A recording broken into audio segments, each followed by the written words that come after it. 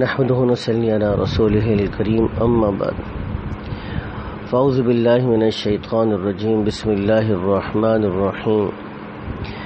1 minute کا مدرسہ، سبق نمبر 75 نماز کا ترجمہ ہم یاد کر رہے تھے۔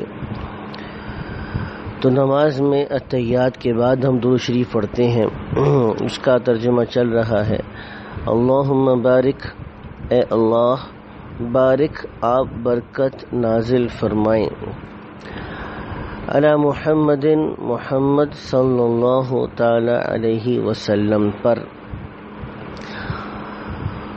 سلسلہ سنن بیت الخلاء کی سنتیں چل رہی ہیں، سر ڈھانک کر اور جوتا پہن کر بیت الخلاء میں جانا۔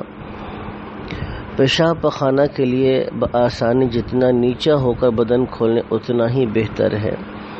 پیشاب پخانہ کے وقت قبلے کی طرف نہ چہرہ کریں نہ اس کی طرف پیٹھ کریں۔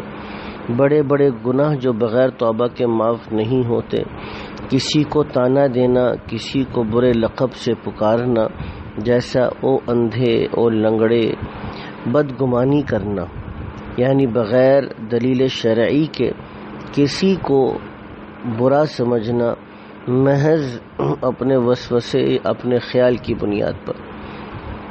گناہ کے نقصانات جو انسان کو دنیا میں پیش آتے ہیں، اللہ کا غضب نازل ہوتا ہے، دل کی مضبوطی اور دین کی پختگی جاتی رہتی ہے، بسا اوقات نیکیوں کے فائدے ضائع ہو جاتے ہیں۔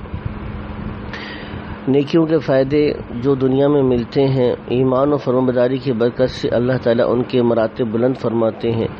ایمان اور نیکی کی برکت سے اللہ تعالیٰ مخلوق کے دلوں میں اس کی محبت ڈال دیتے ہیں اور زمین پر اس کو مقبولیت عطا کی جاتی ہے۔ کامل ایمان والوں یعنی نیک مومن بندوں کے حق میں قرآن پاک ہدایت اور شفا ہے۔ اللہ تعالیٰ ہم کو بھی پورے کے پورے دین کی برکات نصیب فرمائے۔ وآخر دعوانا الحمد للہ رب العالمین۔